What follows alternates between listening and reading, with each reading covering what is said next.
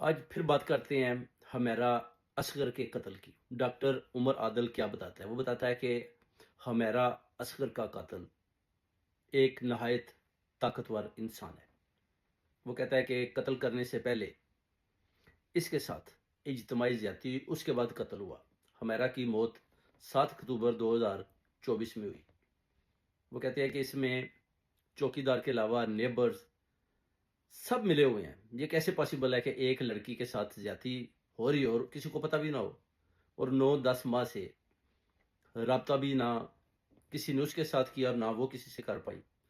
اس کے فلیٹ سے وہ کہتے ہیں کہ 3 موبائل، ایک ٹیبلٹ اور ایک ڈائری ملی۔ 2215 ٹیلی فون تھے، 14 نمبروں پر اس نے کالز کی۔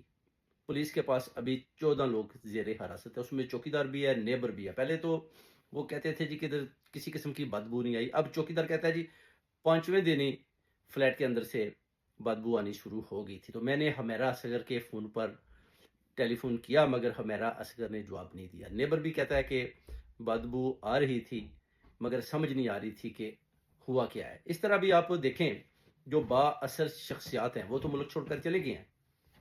اب یہ کون سے لوگ ہیں؟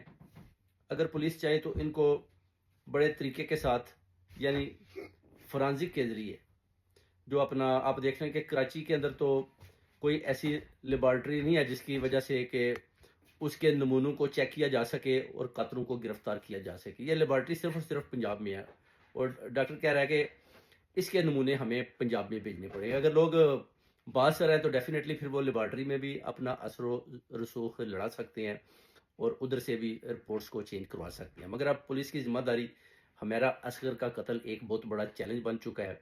اب دیکھنا یہ ہے کہ اس میں کون کون انوالو ہے۔ اتنی بڑی بات نہیں ہے، چاہے تو پولیس اس معمے کو حل کر سکتی ہے۔ اب دیکھنا ہے کہ وہ جو 14 لوگ ہیں جن کو ہمیرا اصغر نے کالیں کی، وہ ملک چھوڑ کر ان میں سے کافی لوگ باہر کیوں چلے گئے؟ وہ کون لوگ ہیں؟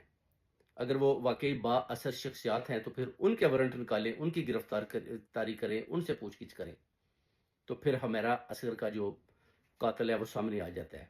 اس لیے تو نہ تو ان کے والدین نے کسی قسم کا کانٹیکٹ کیا، نہ ہی ہمیرا اصغر نے کسی قسم کا کانٹیکٹ اپنے پیرنٹس، یعنی اس نے اپنے ایک بھائی نوید کو بالکل کال کیا ہے ایک دفعہ، اور وہ کہتے ہیں کہ اس کے پرس سے صرف 6600 روپیز نکلا، یعنی ایک ماڈل اتنی تنگ دستی کا شکار ہو گیا کہ اس کے صرف والٹ میں 6000 روپیہ رہ گیا، اور وہ اپنے پیرنٹس سے کہہ رہی ہے کہ میری پیسے سے میری مدد کریں، مدد مانگ رہی ہے۔